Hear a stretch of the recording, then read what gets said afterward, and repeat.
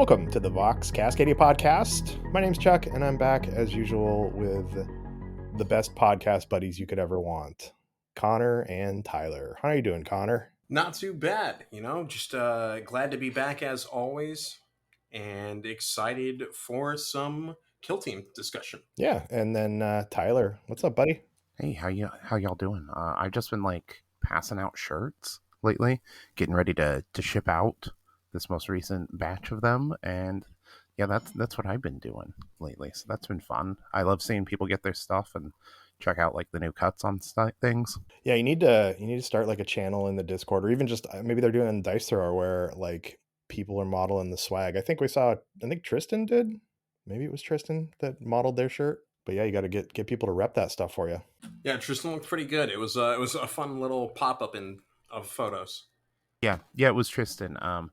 And it was like a lot of people were real skeptical about that real tree print and colorway, because like the Photoshop didn't do it justice, and then seeing it in person and just like pops.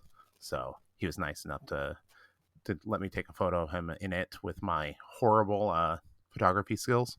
I mean, you took those pretty hot pictures of me, so I wouldn't say horrible photography skills. You did look pretty hot there, Chuck. I can't complain.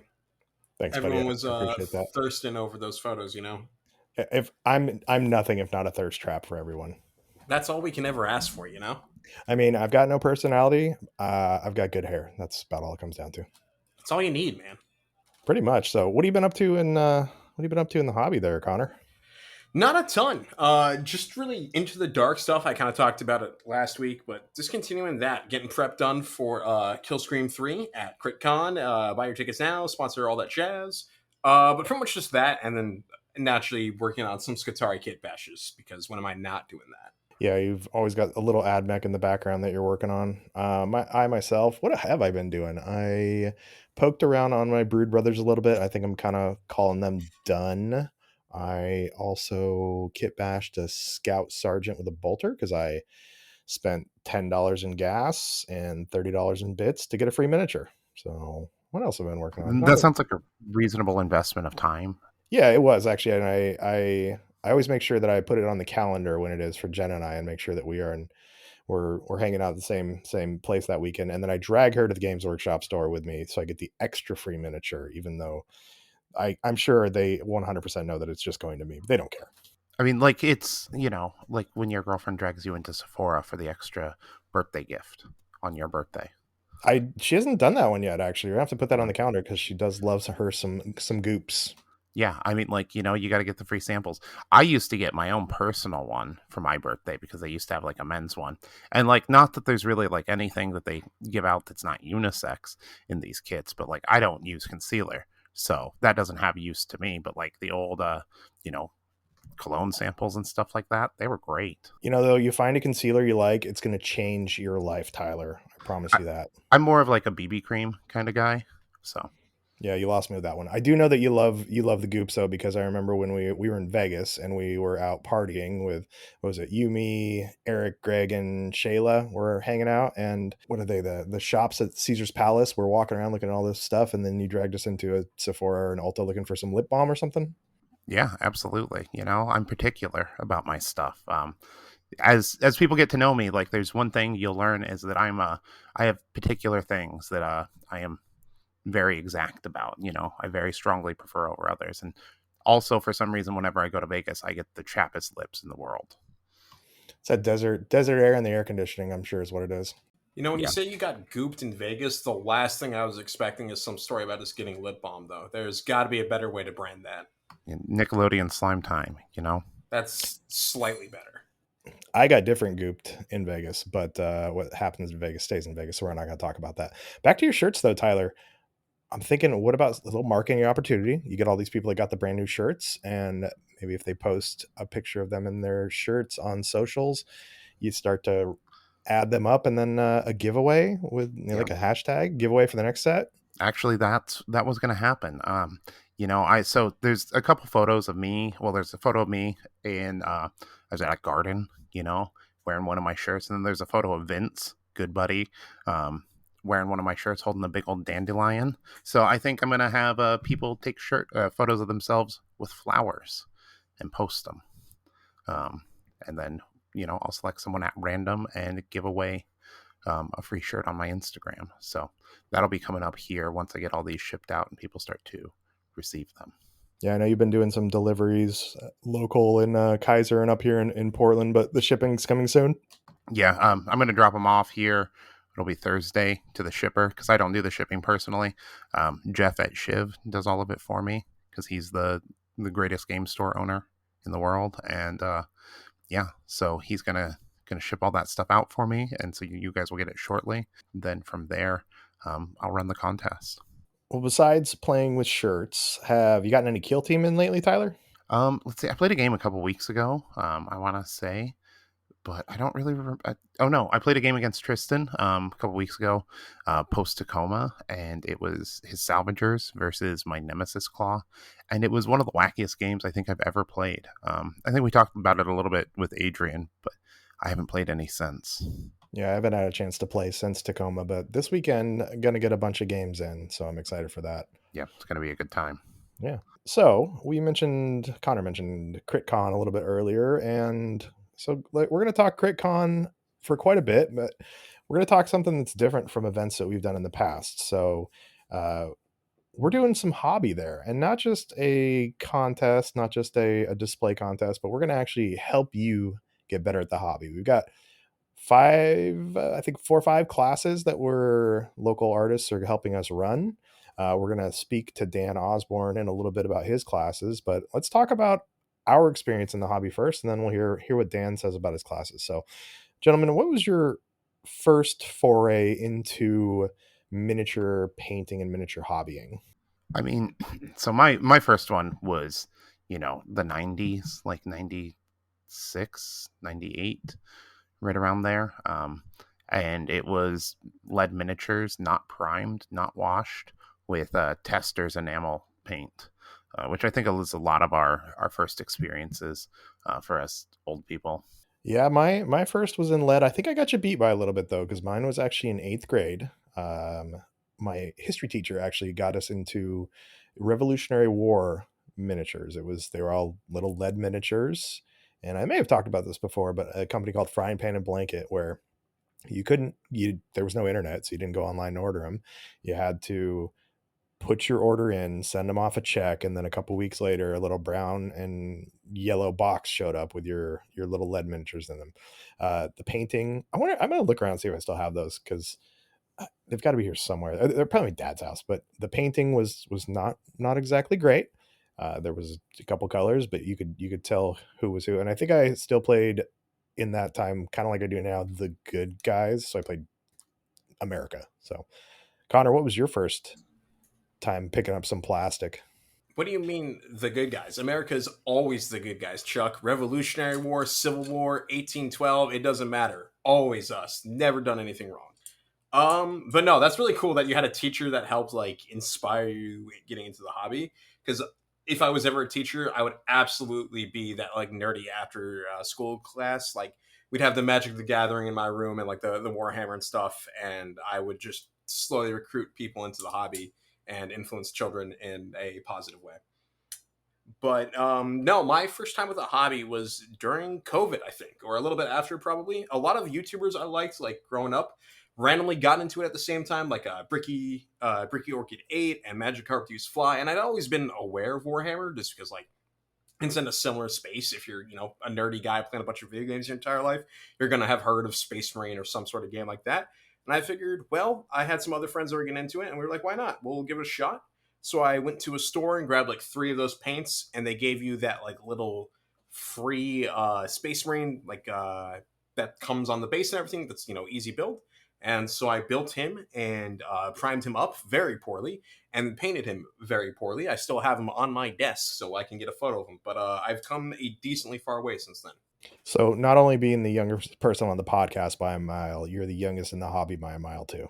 Yes, I mean, there's a couple of people probably that are in KTC that are either I'm, younger. talking, I'm just talking. I'm just talking podcast. Oh, okay. In that case, yeah, by a significant margin, because I've only been in it for maybe 3 years. If you give me a second, I can probably find the date of my first painted miniature by scrolling up enough on my phone. And that's good content for you to just scroll through your phone in an audio medium. So let's not do that. I mean, Tyler and I have combined like 50 years in the hobby, and you've got 3. Yep. Yeah, something like that. Yeah. Well, we're glad you found it, because we would have never found you had you not found the hobby. Aw, heart hands. Absolutely. We'll hug sometime soon about this. Yeah.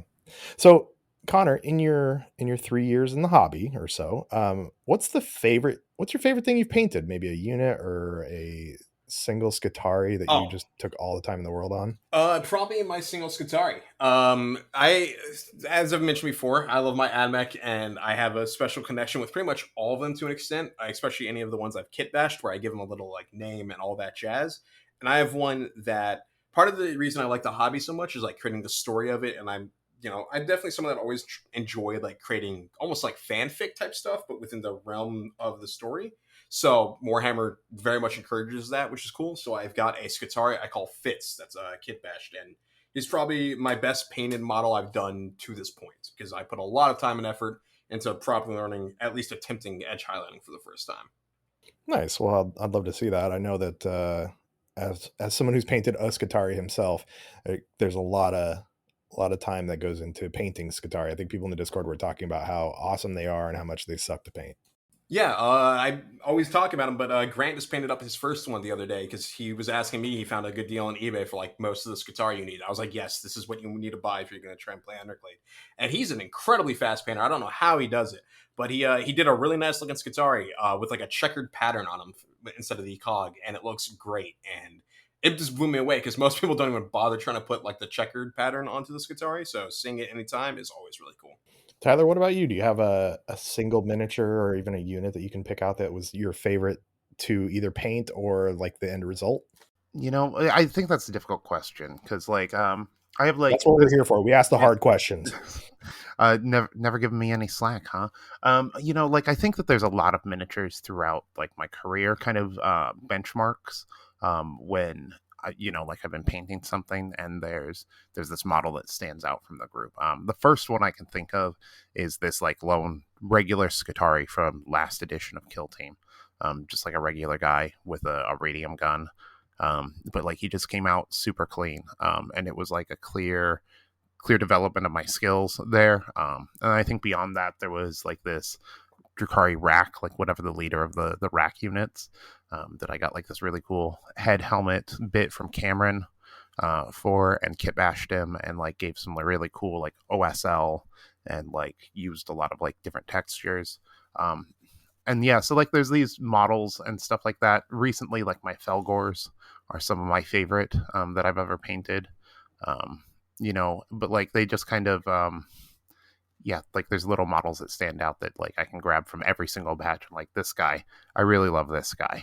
I feel like it tells a story, or it's a culmination of the skills that I'm practicing at the moment in the hobby. Well, the Felgors being fun to paint is kind of a meme, at least to Nick. So Nick, you got it in this episode. Let's go ahead and take a drink. Me personally, I think that the model that sticks out to me, I feel like I have a couple in my mind, but the Blood Angels chaplain Blood Angels Death Company chaplain with a jump pack, or just chaplain with jump pack. Basically, he's got the big red wings, and I painted him just like the box art because that's what I do. He's got the big red wings. He's got the skull mask on him, and it was a model that is one of my favorite models, and also one that I was really excited to paint, and I think it turned out really well too. So, I I think I've only used him in a few games, but I've dug my Blood Angels out for hopefully playing this weekend, and he was one that I just had to put in there because I'm super happy with how he turned out, and I love that model too. Yeah, I think you've shown it to me the one time I came over to your place, and it looked really nice. And I'll be excited to see it again. We'll try and have photos of at least most of these guys up on the Yeah. episode. And I did find the Marine. The first one I painted was October 2nd, 2020. So I'm almost to my 4 year mark. So it'll be for your hobby anniversary at CRITCon. Yeah, What pretty a much. I might try what and a paint a perfect way Marine. to celebrate. Yeah, make sure everyone comes to CritCon, then you can celebrate 4 years of being in this awesome hobby.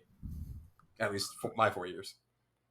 Yes, we're all about celebrating Connor on this podcast and in the community. So make sure you come and say happy anniversary, Connor. And feed my ego even more. Are we gonna Feed. make him wear like a birthday tiara? That's a great idea, actually. Now Yeah, that you say that, tiara or a sash or both. sash. I'd sash. I think Connor gives sash vibes. Can I But put like fake medals on it so I can pretend I'm like a AdMech general or something? Of sure. course. Hell yes.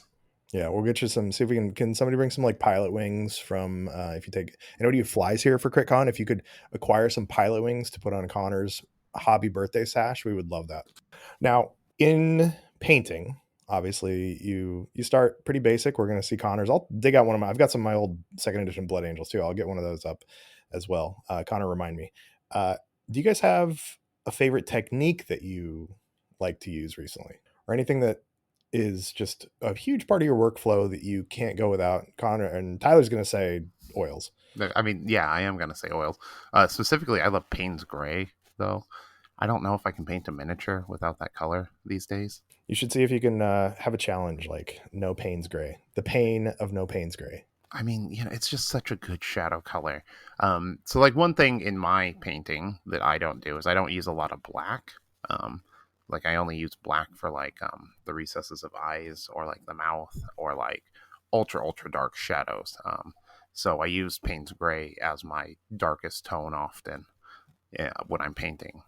Connor, what about you? You're relatively new to it, but you've immersed yourself in it in the last almost 4 years. You got a favorite technique that you like, or anything you've been working on lately?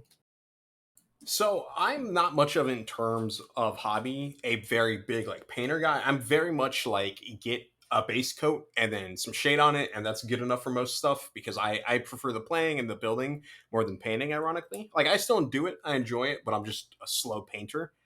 In terms of techniques, I really like dry brushing. I've just been having a blast with that because it's a very good way to just get terrain like triple tone dry brush makes it look table ready, and then you can always go back and touch details up.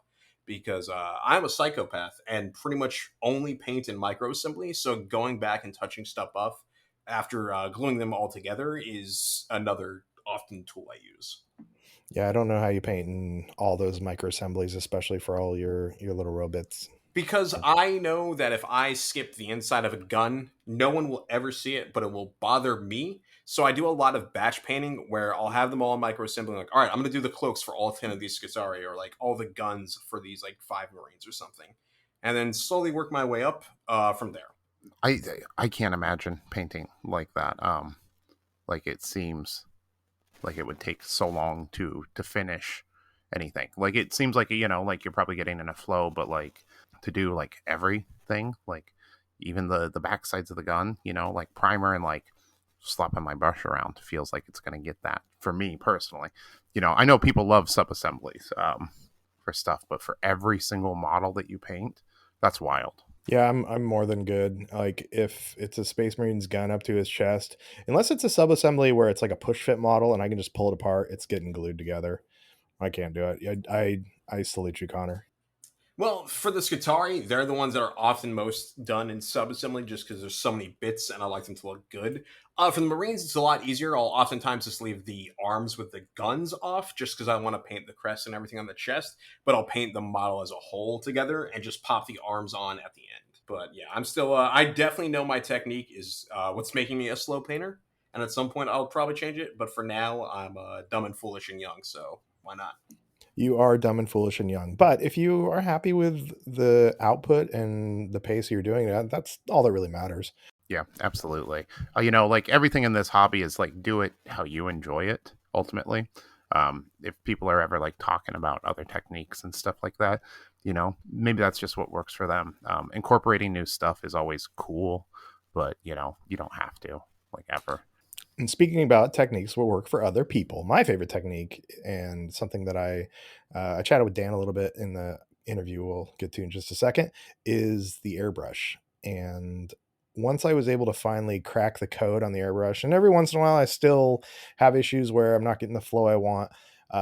Airbrush for which I don't use for priming. I just rattle cans for life. The airbrush for Zenithal, the airbrush for big base colors, like airbrush for OSL, airbrush for even bases too, and you get a little overspray on the feet and it looks great. love the airbrush. It especially when you're painting Marines, and I've painted a lot of Marines or anything with power armor or big chunks of armor. It makes that a lot easier. Yeah, I mean, like the airbrush is like the best tool for the hobby. If you have $1,000 in miniatures, you pretty much owe it to yourself to go buy an airbrush. You know, assuming that you have space and everything for it.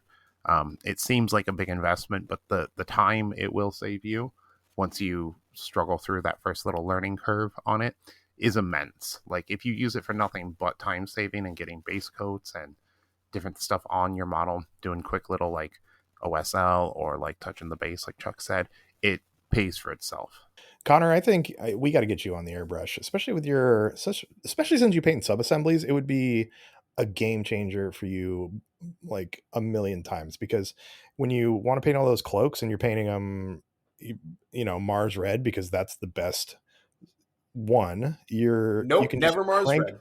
yeah, Mars red. Nope. You can crank out every one of those. Go back and touch up like the little bits, but all that red's going to go on super quick for you. All the navy blue. But yes, it's one of those things where at some point I know I'm going to get one. It's just been a matter of money and spacing, really. Honestly, I forgot that you didn't have an airbrush when we were talking about you painting in subassembly. So I'm imagining you like laying down the guns on one side and being like, brr, and then waiting for it to dry, flipping them over, brr, kind of knocking stuff out like that. But like doing it by hand, man. Whew, that's yeah, you got this. Well, see, what I've done indirectly now is that, like, for the first year or two, I was very basic with where I did subassembly, but it was like in three colors. I did, the outside of the cloaks, the inside of the cloaks, the guns, and anything metallic were all silver, and I called it good. But now, as I've gotten more experience painting and just more enjoyment out of it, I've been going back and touching those guys up where I will take those guns and, like, the Scutari, for any context, have like a million different bespoke things on each gun where, like, there's, it's made of wood, and then there's like four different types of trim and glowing effects and stuff. So I've been having a lot of fun of going back and touching up my very beginner models. But yeah, I definitely want to grab an airbrush at some point because I know it will just speed up the process, especially for doing vehicles and stuff, which are like the main thing I've yet to paint. Yeah, you gotta transport those toasters around the battlefield. By the way, did you pre-order the new 30K box set? Chuck, come on, is that even a question? You saw my reaction to that thing getting revealed. I know it was adorable. I've got one that's coming out. Whenever it does, I'll be picking it up either that Friday or Saturday. Probably Friday because I'm often there at the store Friday, and that's when they get them most of the time. My only complaint: where's my big giant Thanatar? I think is the name of it. The big like knight sized one. They haven't put that in pre order yet, which is annoying because I want that along with the tech priest too. Well, you've got new robots. You've got new robots coming soon. Yes. That's a little bit about our hobby. Let's hear from someone else who is really good at the hobby. Dan Ozborne, again, PDX local lately and teaches his own painting classes. So I sat down with him yesterday, and let's hear what Dan has to say about his journey in the hobby and what's going on at CRITCon. And so CritCon isn't just a chance at a belt and a trip to Atlanta for Kill Team. We're doing a whole convention this year. So with that, we're actually bringing in some painters to teach classes. Now, I've gone to conventions before. I went to Adepticon and taken classes there. I've taken classes at LVO, and one of the people that's going to help lead those classes is Dan Osborne. He's actually a Portland local now, and he's joining us tonight to kind of talk about himself and talk about his classes. Dan, thanks for joining us. Yeah, absolutely. Thank you for having me on, man. I really appreciate it. Yeah. So tell us, let's get to know you a little bit. Tell us a little bit about yourself and your time in the hobby. What got you into miniature wargaming and painting? Yeah, dude. So I've been in the hobby since the mid '90s. I found a white dwarf on the floor of the local magic store, and I was like, "What is this? Oh my God, amazing!" And I've been in it since then. I've actually worked for GW several times. Used to run a retail store, was in trade sales, done commissions. I've been teaching classes, got involved in conventions, and I'm actually part of the official GW event team as well. So kind of fingers in a lot of pies and many things. Yeah, I feel like finding the white dwarf is the equivalent to maybe finding like the Sears catalog. I don't know if anybody will get that reference, but it's kind of the gateway to bigger things. You guys can look it up. So yeah, and I met you the first time actually at Tacoma Open 2 years ago is when I first met you, and That's you were right. That's doing right. doing the hobby portion up there, right? Yep, I've been on the hobby team. So primarily, I've led the hobby challenge, where we create a diorama and it's just building, painting, playing. Well, actually, no playing. Sorry, building and painting over a whole weekend. But I've also taught classes with them as well and painted some of their models that they have on display. Nice. Is there any models that we should look for, or would we ones that we would be able to find? Yeah, dude. So there is the Dread Titan Osborne. It's that Chaos Warhound painted in white and red. I also painted a couple of their Primarchs and a couple characters, and then typically I'll just bring along a couple models that I've got. Um, they gave me a couple models recently to paint up for the team too, some Necromunda models as well as some AOS stuff. Nice. That's cool. It's do you get to keep it, or is it stuff that No. you paint it and hand it off? Yeah, I paint it and hand it off. It's all theirs. My buddy Caleb Wissenbeck, he was also part of the event team. He painted some of the models. And then the boss, Ryan Schwartz, he's painted several of the models as well. So they're all GWs. They're not actually mine. Just on, put some cool stuff up for display, get people excited for the hobby, and just to see some cool models that you typically don't get to see. Yeah. Do you have any games that you play right now? I do. I've got a full-time job and family, and I teach a lot of classes and workshops, so time is at a premium. Typically, I'll play Titanicus about once a month, or I'll get like a weekend in where playing a couple different times. I've been building up some Legions Imperialis, and I keep threatening to get back into Kill Team. I used to run a store in LA with the first edition of Kill Team, and we had a massive campaign. We'd have 40 plus people for every one of our campaigns. So I want to get back into it. It's just finding time to do all the things. Yeah. Well, the good thing is that in Portland, there's pretty much a game of Kill Team going on somewhere every night of the week, whether it's Portland or Yeah, Vancouver. So we can get you back into it. yeah, man, should do it. Now, so you're actually helping us out with CritCon. You're helping us with running some of the painting classes and organizing that. And I've taken painting classes before, but in this day and age of YouTube and everybody's got a slapshot video, why would someone want to take an in-person class? Yeah, it's different, right? I mean, none of it is. There's really nothing in the world that's proprietary, right? That's like, especially in the art world, like nothing is truly unique in yours. It's just a method of how do you learn, right? So you can spend all the time reading White Dwarf, and that's the way it was, back in the '90s and early 2000s, right? There was no classes, there wasn't YouTube or anything, right? Um, and some people learned really well. And then you go into the local GW store and you'd actually sit down with somebody and hopefully they were a good painter and they could teach you. And that's another way to learn, right? So I think having classes, getting that opportunity to sit with somebody, to get that immediate feedback, to have that tactile experience and learn things from people that are, have different painting styles, right? Whether it's, you mentioned slap chop, or it's airbrush, or it's non-metallics, or it's skin, or true metallics, or whatever it is, weathering, right? Just getting that opportunity to meet somebody, to learn a little bit about how they do things, learn about their process, and then touch and feel, and then even better is to get those immediate corrections, right? I was airbrushing for several years, for 4 or 5 years, and I just really wasn't getting anywhere. And I took a class with Caleb Wissenbach and say CK Studios, and within 20 seconds, he pointed out the two or three things that I was doing wrong, and it instantly changed my hobby. It instantly changed the airbrush as a tool that went from just horrible and frustrating to it's like another appendage. I just pick it up and just do things with it now because it's comfortable. It's familiar. Those little mistakes that I was making before that I wouldn't have learned, and I didn't learn through watching YouTube videos. He was able to see in like 20 seconds and make those corrections. So I think that's a big part of being there in person with somebody. I actually had a similar experience with the airbrush with Caleb. Actually, I took one of his classes at Adepticon, and I at that time I had invested in like an airbrush or two, and I had the compressor, and I had all the stuff, but it wasn't, nothing was clicking with me. And Mhm. you're 100% right. Like sitting down in person with someone and having them give you that immediate correction, um, and you be able to be like, hey, this is clogging, why is this doing this? It changed my life with the airbrush. I went from like never wanting to use it, or thinking it was this mystical thing that all the stars had to align for it to actually spray paint correctly, to now it's one of my main tools that I use for stuff. So yeah, that's awesome.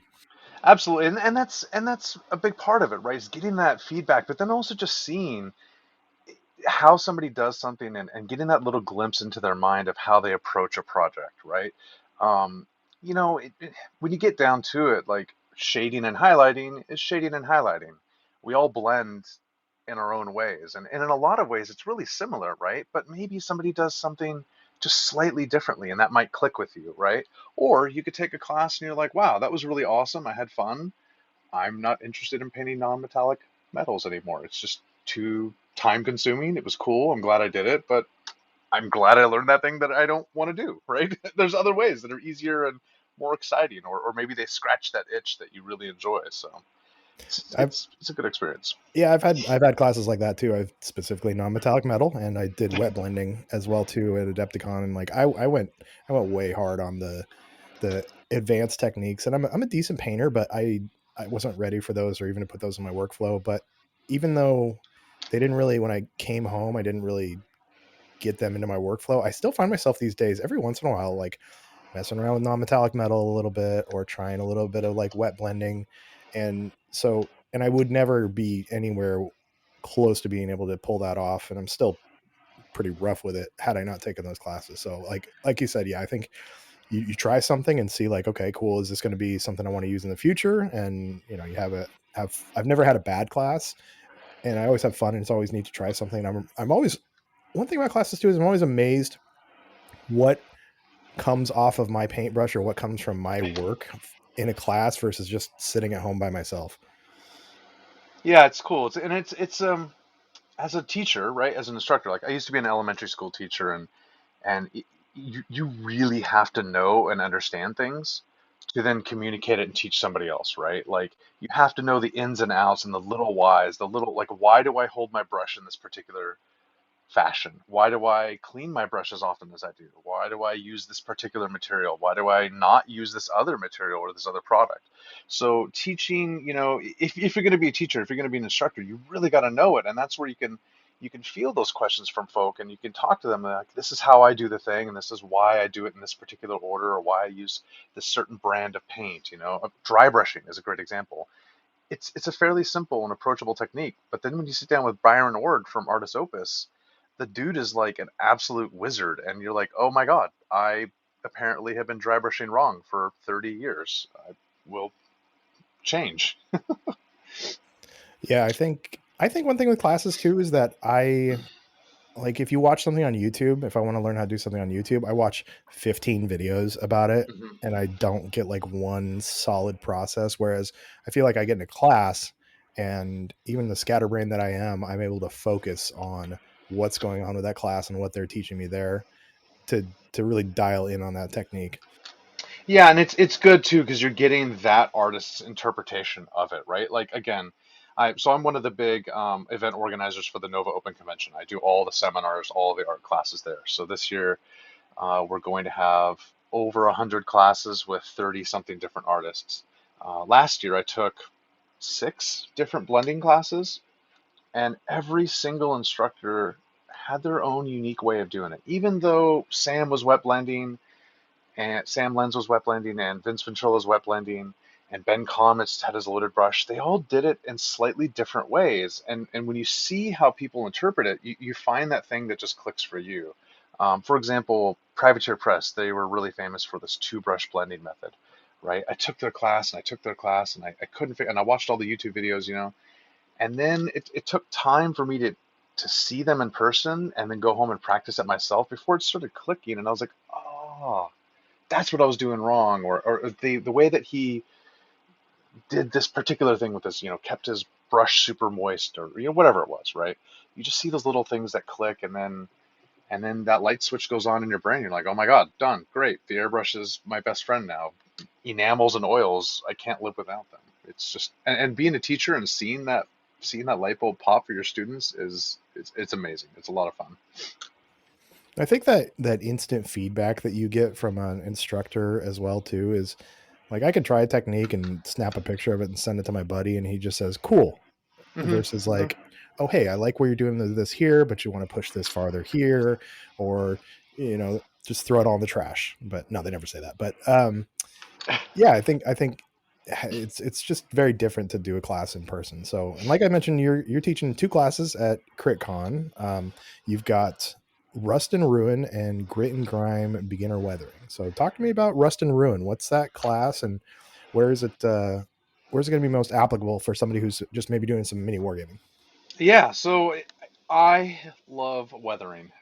Anything I touch, anything I work on, it doesn't feel complete unless it's dirty, right? Unless I've thrown some enamels, some oils, unless I've made it look like that particular model has just gone through battle, right? So the Rust and Ruin it's a vehicle weathering class. We're going to use a 3D printed model from Solid White Studios. It's got these big, nice flat panels. It's got tracks. It's got different surfaces that you can play with, and you can just dive into applying and playing with different products, right? Again, there's a billion ways to do a thing, right? There's no proprietary. This is the only way. Like thou shalt weather everything this way. You could use enamels, you can use oils, you can use pigment powders, you can use dirty down rust. I'm quite, people see my work and they're like, they see all this cracking and this texture that I've got on my models because I actually use texture paint, the stuff you use for the bases, right? I actually throw that on my vehicles to add layers and to add depth and to add even more realism to something that previously was just a super flat, brand new, fresh panel. So every student will get a full tank. It'll have some weathering to it already, because the time restraints of a class, right? But then we'll dive in and we'll use just a ton of different products, and I'll give people that opportunity to practice on something, to use different things that they, without having to go out and buy $150 worth of products. Like you can just jump in there and use different things and try it out and play with it, right? Um, I like that, being able to try out products, because I know that anytime my buddy sends me a link with the newest weathering or some new paint or something, I'm always buying it before I try it. And I even had the dirty down stuff for about a year before I even tried it, just because I needed the shiny new thing and then I never used it. So that's awesome. I love that people are gonna be able to try this stuff out before they do like I do and just invest a bunch of money in it. Yeah, and it's weird. A lot of it is like you said. Like I've got, I have an entire GW. Those paint racks that they have at the Yeah. retail store. I have an entire paint rack full of just enamels from AK, from ammo, from dirty down rust. Like, but I don't need all that, right? Like, I just get excited and buy it all, and I use probably like a third of it or quarter of it. But yeah, the whole idea of the class and what I really love is, again, it's just giving people the opportunity to jump in there, to play around with things, to mess around with different styles and techniques and see what clicks for them, right? Like maybe you're doing a kill team that's been out on expedition and they're just beaten ruined, like 13th company type of thing, right? Um, maybe it's more subtle, right? Maybe it's like an Eldar Harlequin troop, and you're just adding some subtle layering and weathering on the cloth. Either way, so we've got 2 classes. One of them is a vehicle class. The other one is kind of more beginner. It's kind of more of an introduction to using some different materials. For that class, we're going to use a practice plate from Taro Model Maker. It's a flat resin plate with some different surfaces on it. So I'll kind of give some different techniques. How do you add weathering to metals? How do you add weathering to tracks? How do you add weathering to a flat panel? Just more of an introduction to beginner. A lot of people are afraid, a little bit less now, right? But a lot of people are afraid of using oils because they've heard that they'll destroy the paint or they'll strip the primer, or just give them the opportunity to play with things without that fear of ruining, a $45 character model. Well, I know Tyler's really pushing everybody to use oil. He's on the Golden So Flat and oil hype train 100%. I think he's getting paid by Big Oil to try and sell their products. But it's so people will be able to get to try oils out with you there then. Yeah, yeah. I'll have some oils. I'll have some enamels on hand. I'm good friends with Goblin Hut, who's the distributor for Dirty Down, so I'll have some of those materials on hand. Some pigment powders. I've got some weathering pencils. It's basically just my entire collection that I bring around, and I kind of do, I kind of do a guided instruction, right? Again, I was an elementary school teacher, so the pedagogy is, it's structured in how the materials that I'm giving you, the shapes of the materials that I'm giving you, right? The shape of the model, like it's all pre-planned because there's something specific I want people to see and to experience, right? I did a airbrushing class at Mindtaker Mini, and it was people got a couple different models, and it wasn't just like a random like, hey, I got this whatever model printed, but it was, here's this type of shape. I want you to learn how to paint that. Here's a flat shape. Here's a shield. How do you paint that? Here's a dragon. How do you paint that? So the same thing with the weathering classes. There'll be some specific shapes, some specific models, just to introduce and give that opportunity to weather different types of things, right?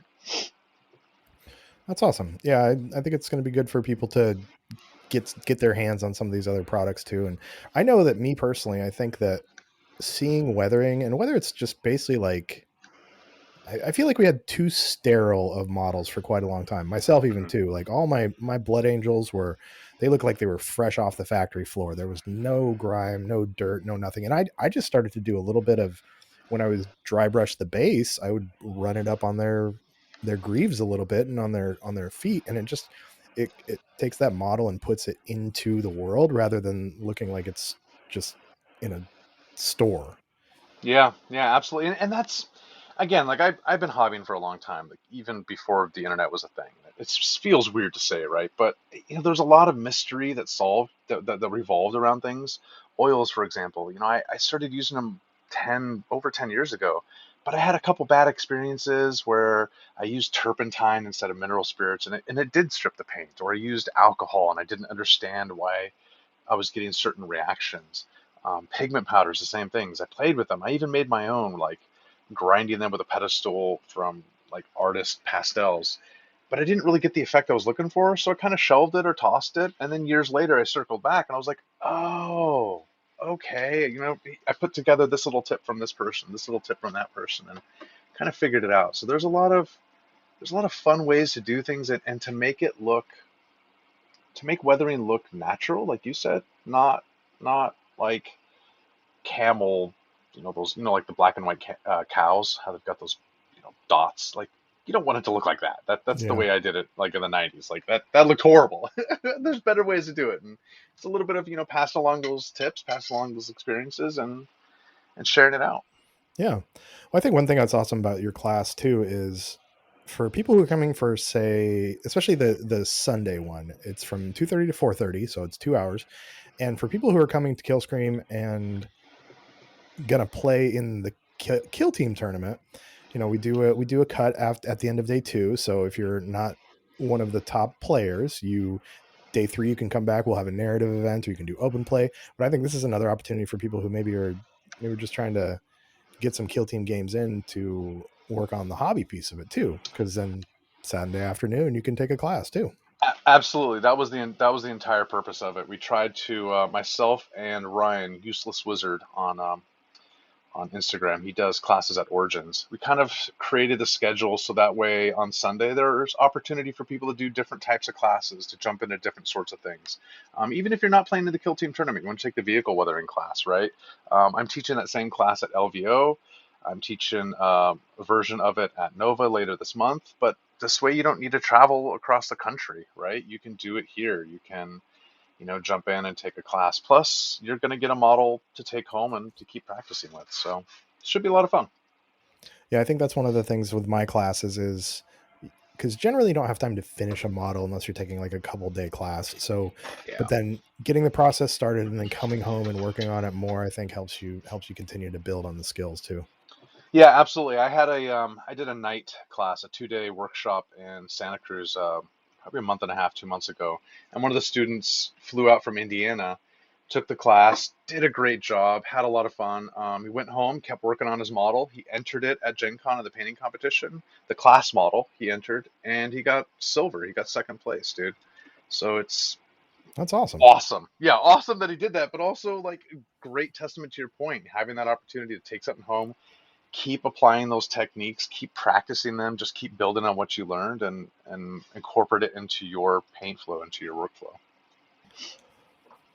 Now, there's a lot of people out there that are maybe happy with where they're at or don't really get as excited about the hobby side as maybe you and I do. What would you say to them as far as how is learning a couple techniques, maybe some weathering, how's that going to enhance the game that they're playing? It looks awesome, dude. Like, how rad does it look when you've got an awesome model on the table, and you're proud of it. It's exciting, and I think that's part of the hobby too, right? It's, again, I was a GW manager, so it's kind of beaten into me, but it's build, paint, play, and collect, right? And there's so many different aspects of the hobby that maybe right now you're huge into the playing, but maybe there's a moment where you get into the painting aspect of it, and you kind of jump into that part of the hobby, and you find enjoyment and fun there, and then you rotate back. Maybe it's chilling in an evening, listen to a podcast or an audiobook, and you get that opportunity to paint up your model just to make it look super badass on the table. Yeah, I know that it adds a lot to the game experience too. I think when you have two really good looking teams or armies on the table, and Yeah. you like, especially you put hard work into yours, or they put hard work into theirs, and yours is going to stand up right next to them, and it makes it more immersive too. It does. And I used to be really competitive. I used to play War Machine very, very competitively, and I I I was maybe too competitive, I wasn't the person that I really wanted to be. Um, and so I've kind of taken a step back. I'm more into the narrative side of things now. But internally, I mean, the competitive streak is still there, right? So, like, at least mentally for me, it's like, well, I'm going to lose this game, and I'm totally cool with that. But I'm going to make sure my models look really, really good. Maybe better. Maybe they're going to be the best looking models on the table. I don't know, but they're going to look awesome, and I'm going to have some real pride there. I went that way too with my when I was playing 40K, and it was I had a Blood Angels army that was, I think, up there with most of the best teams at a tournament, and so I Mm. was like, they're gonna look really good going back into my case as I make stupid moves. Yeah, exactly. I mean, I've got a whole like IKEA Billy bookshelf with glass doors, and it's just full of all my painted knights and my old kill team. I used Death Watch, I had some Grey Knights, and I've got some Necrons. So they're all just chilling in there. They look great, waiting for their day in the sun. Well, we'll have to get you back out soon, and Deathwatch, Grey Knights, and Necrons all have some teams in the current edition of Kill Team. Hopefully, They we get a new do. Deathwatch team actually, because they are the Deathwatch Kill Team, and they don't have a what we call a bespoke team for this edition yet. Yeah, yeah, yeah. I just saw those that new codex is coming out. Looks really good, dude.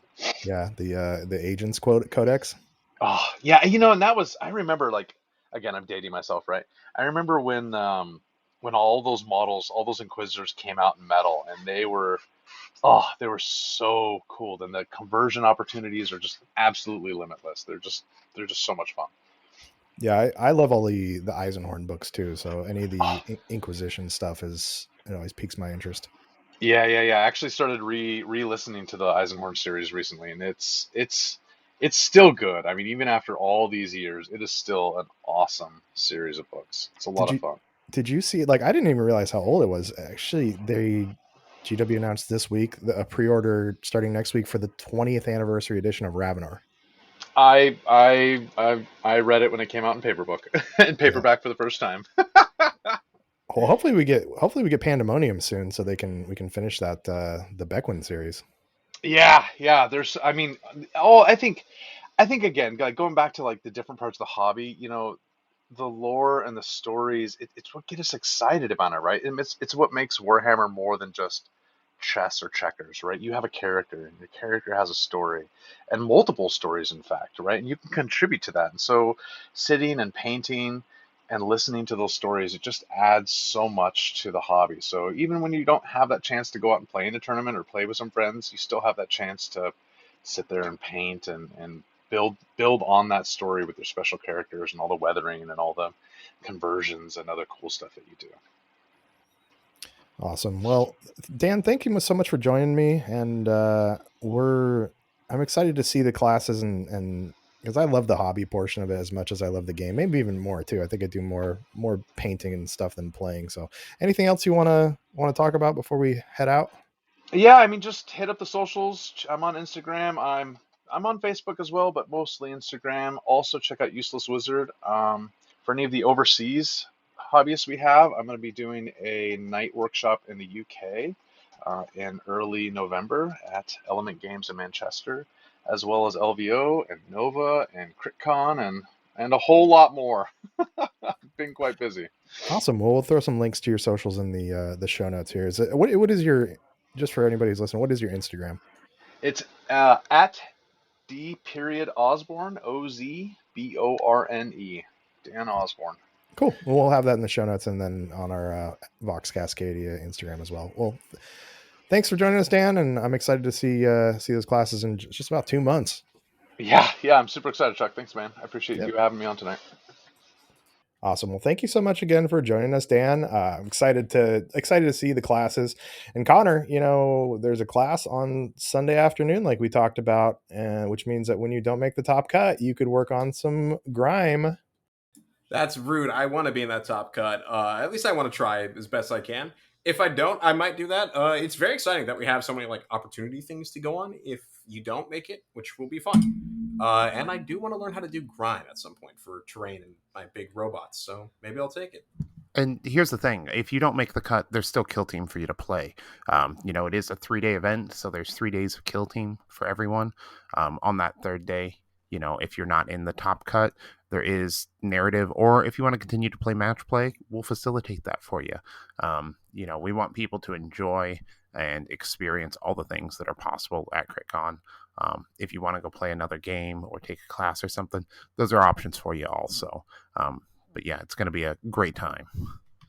Yeah, if you don't make the top cut, you may be out of the running for the golden ticket that we are going to have at CritCon, but that doesn't mean you're out of the fun.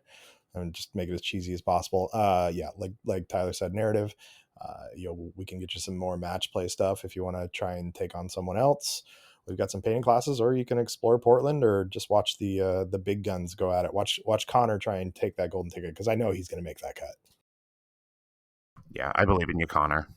Thank you, guys. My hope is, I believe Brandon's going down to the All Valley Team Tournament, which my plan was to go along with him, and then I realized why that date was familiar, and that's the day me and Sierra are going to the courthouse. So, oops, can't convince the wife to move the wedding so I can go play Kill Team. So, maybe next year I'll be able to make it. You chose that day because of a meme song. I did, but we've talked about it for enough time. Push that. You can't just push that to go get a chance for Brandon to carry you to golden ticket down there. I sadly cannot, as much as I would love for that to work. I like Sierra quite a lot, so I can't push the date. And that meme song is probably my favorite holiday. I legitimately treat the 21st of September like a holiday, sending people presents and gifts occasionally. Well, you know my address, so I'll expect my gift. You will be getting, at the bare minimum, Chuck, a card. Better be a handmade card. Do you like Dutch Bros or something? Maybe not handmade. I don't have that type of... I don't even have like paper. I guess I could go buy some, but no. I mean, there is stores, and you've got like 6 weeks left. No, I don't expect a handmade card, but yeah, just something thoughtful and just, something with a lot of feeling behind it.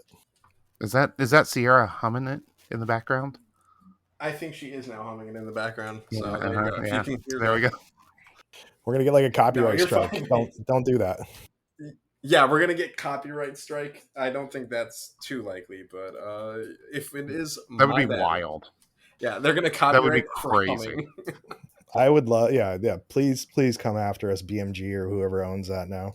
Yeah, absolutely. Please sue us in this situation. I feel like we don't sue us. Just a cease and desist. So we don't want to get sued. I mean, come on. This would be like the best promotion we could ever receive. Yeah, like, how much they would blow this up. Like, getting sued over humming in the background. We could start like a GoFundMe and then just make way more money than we would need ever for lawyers, because people would be so annoyed on our behalf. So what we need to do though is we need to actually like rat on ourselves.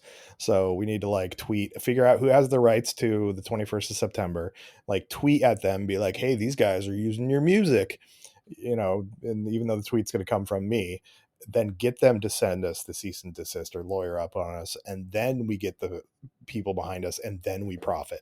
Perfect. I think we just revealed our plan. We said the quiet part out loud. That's fine. Nobody listens this far in the podcast anyways.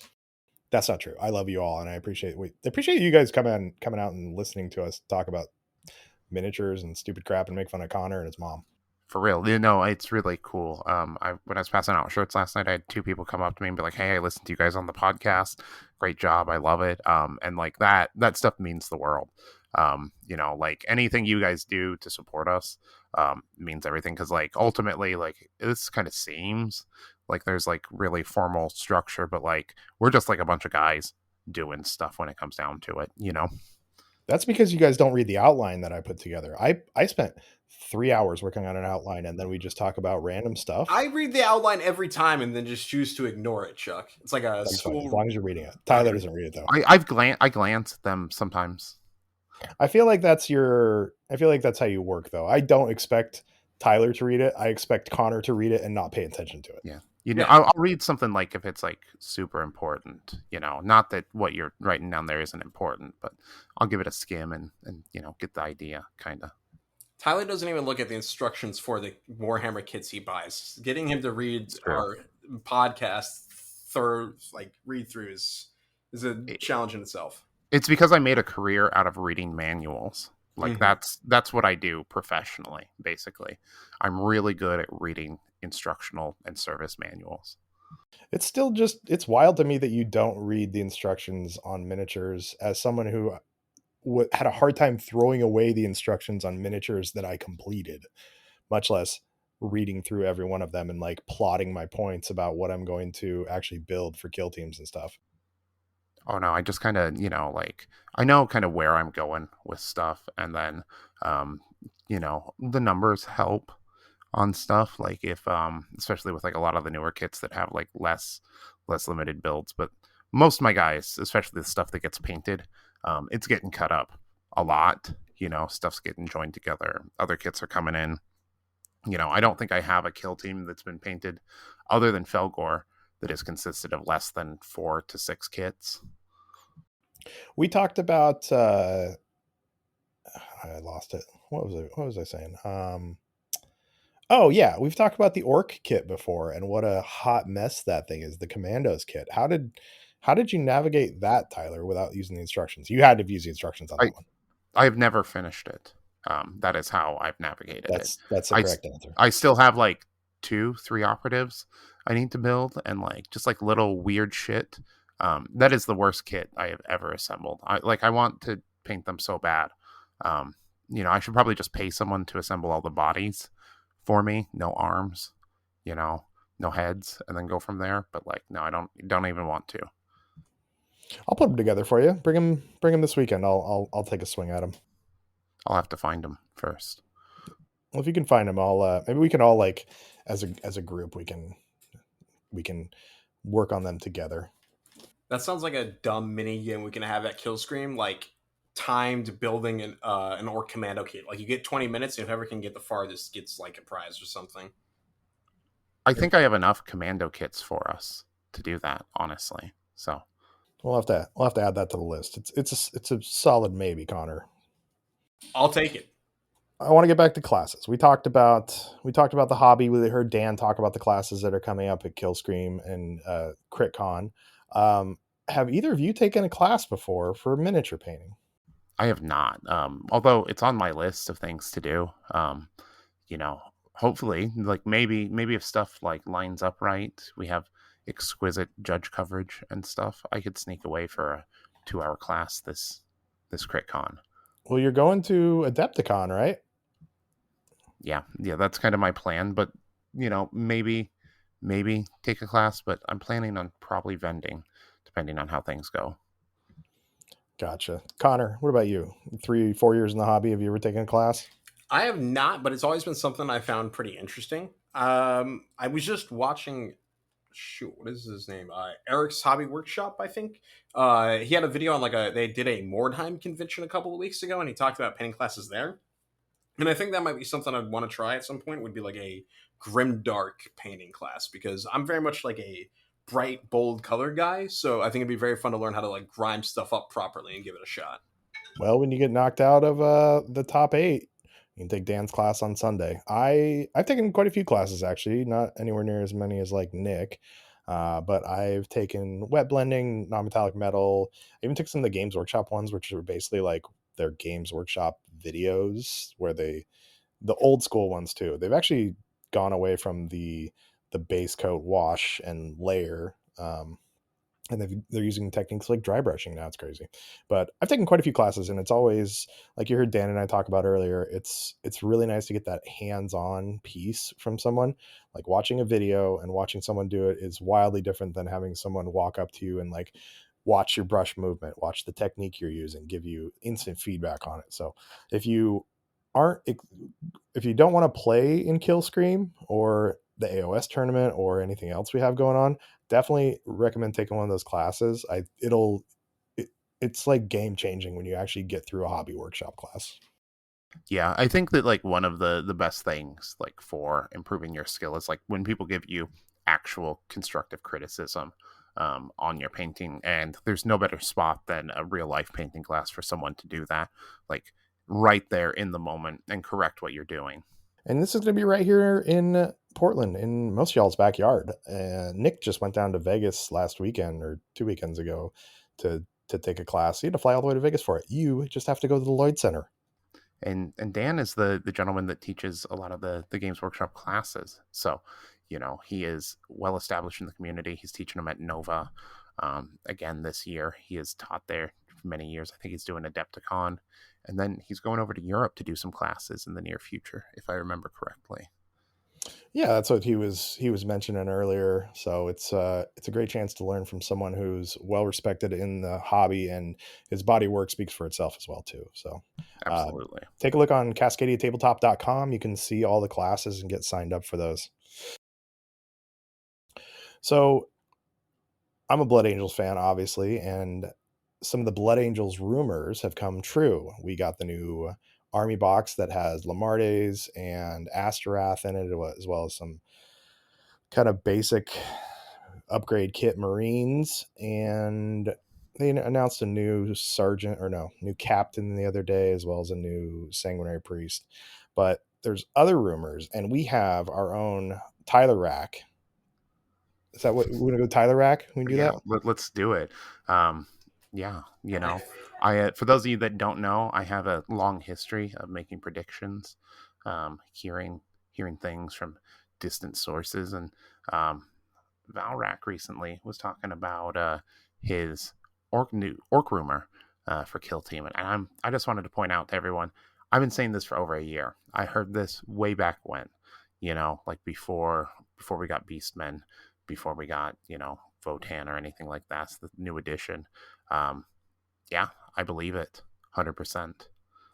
Now, we were staying away from rumors for a while, but this is all stuff that we saw other people talking about on the internet, not our inside sources, Yeah, right? exactly. Correct. This is all just stuff I've heard about on the internet. I've been saying for a year, you know, that it could be coming here soon. So this is the first I remember you mentioning orcs for a while now, but this is the first I'm hearing of what Valrak said about it. Did he clarify like what type of orcs at all? No, there's no clarity on that. I still think that like a lot of the stuff for this season is up in the air and not as clear as people want to make it out to be. I think a lot of people are banking on it being straight flying, and I'm still not certain about that. Gotcha. When are we Because gonna when are we gonna get the announcement? This month, I think, probably at Nova. yeah, we've got Nova at the end of this month. So if they do like a hey Kill Team 3 month reveal or new edition or whatever, that was about the distance of the Necromunda stuff to their new box coming out like last week. So I think we could see it probably by the end of this year, probably right before Christmas again. That match up pretty close to the 3 years as well. I think we'll see it in October, probably, like maybe early November at the latest. But I think it'll be pretty quick once from trailer to like lead up and then launch on it. Well, there's GW's hinting at new Golden Boys and my beautiful Sanguinary Guard. So I'm wondering if you think they'd make a Sanguinary Guard kill team, or that just be dumb, more dumb Marines that people hate. I mean, that would be pretty powerful. I personally think that as far as Marines, we're going to get new Grey Knights in Kill Team. Like, I think it's going to be the teleport homers, like that they have on their back, to give them some mobility. I think that this edition is going to be about different types of mobility, like through terrain, vertically, coming down off of stuff. Um, and that's what's going to kind of define it. And so I think that with the Grey Knights having those built in and probably coming up in the future, that's one of my predictions for this next edition. Completely conjecture, but that's what I'm thinking. Connor, is there any AdMech that fly, or are we just going to skip AdMech for the whole next edition? There are some flying AdMech. I don't think that necessarily the Blood Angels would be getting it for the kill team with their codex so close. I think it would likely drop with the codex, but it's possible depending on like if they for whatever reason face delays. The AdMech just have the Traxi, which are like Sicarians with Da Vinci style wings. They're some of my favorite models for them. I would not complain about getting them, though it would kind of suck because they're probably some of the worst models to build. They're kind of like on flayed ones from Necron's level of difficult to build, so it could be pretty rough. Well, maybe they'll get a reworking with a new kit for them. Although, is that AdMech going to get anything else for the rest of this 40K edition? You got your one guy, right? Yeah, I mean, probably not unless they do like a kind of psychic awakening or arcs of omen thing at the end of this edition. Which seems likely they often seem to do that, where they do a second wave. I wouldn't complain about new AdMech models because for the past two editions, all we've gotten were a single character in each. We got the Skitari Marshal and then now the Sniper. So I would like some new stuff, but we just got the Mechanicum from 30K, so I have plenty of new stuff to proxy in the meantime. Didn't you guys get the horses and the flying guys and the hovercraft like right at the beginning of ninth? No, that was from what I understand, the tail end of eighth. Kind of, it was the psychic awakening stuff. So those kits are like 4 or 5 years old now at this point. Like it's not. Don't get me wrong, they're great kits and I love them. But I know that people have been wanting a little bit more just because we're still a relatively small number of model army. Though world eaters and dwarves definitely need stuff before we do. Don't get me wrong. They got the Jaegers. They're good. Well, fair. I want World Leaders to get new stuff. I want them to get some cavalry type units to match that like Lord Juggernaut guy, and then I can build. My idea is like if that comes, I want to build a diorama of the Cerberus Raiders for the AdMech versus World Leader like cavalry units because I think that'd look really sick. That would be pretty cool. Or you could, I mean, you could always. I guess you just want to use AdMech, but I was gonna say there's other like people on horses and stuff. You get the Deathcore Krieg, get those ones. Spend like $500 on 4 horses. I mean, I could do that, but yeah, Mechanicum's obviously where my heart's at, always and forever. But the I have seen people do some really cool conversions with the Vet Guard kit and the new Attilan Rough Riders to make their the Krieg guys. Yeah, it's the those guys have horses and like poles with grenades on the end of them, right? Yeah, they do. I think that rumors are that there's supposed to be a Krieg drop, like middle of next year or something like that, with the rest of their range. Well, they did they did a refresh on Octarius with the Krieg a little bit. I'm sure they could build on that, and I'm sure that would sell too because people love gas masks. I mean, the gas masks are really cool. Like, you know, I think Steel Legion though are the original OG cool gas mask guys. Well, gentlemen, appreciate you joining me and talking some hobby. Again, we have CRITCon coming up October 4th, 5th, and 6th. It is going to be a 3-day kill team tournament with 128 players, Killscream 3. We've got 4 or 5 different hobby classes, including the ones that Dan talked about and some from Useless Wizard, who is also going to be doing a couple things, and those are listed on the website. You can find me at Painted Cave Minis on Instagram. Connor, where can the people find you? Good old at Spanaway on everything. And Tyler, dicehorror.bigcartel.com. Mm-hmm. Got new shirts up, posted last weekend. New nerd shirt, Sisters of Battle. So get it while it's hot. First run of it. It's going to be really good. I think it's the best shirt yet, personally. And then you can also check me out on Lowbrow Minis on Instagram. I do giveaways on there. So if you're listening and you're not following me and you do Instagram, follow me there. And Connor, what is it? Or is it Vox_Cascadia on Instagram? That is correct, yes. Have you posted lately? I have, yeah. I got our weekly posts up, and then I've got like plans for 2 more things coming in the next week or so. Nice. Well, all right, gentlemen. Anything else we need to plug? No, have a great night. Go buy our shirts, buy tickets to our events. We really want to see y'all out there. Like the stuff that we do, it's all funded by you guys. So the sooner you buy your ticket to Killscream or CritCon or any of those things, the more we can put into the event. Again, like I was saying earlier, we are just a couple guys doing this. We don't have like a huge infusion of cash or investors or anything. This is all fueled by you for you guys. That's until we get sued by BMG for Sierra Mhm. humming in the background. That's when we get the money. That's our cash cow there. Or if Connor gets hit by a car or something. I will do my best to get hit by a Lexus. I will help you with that.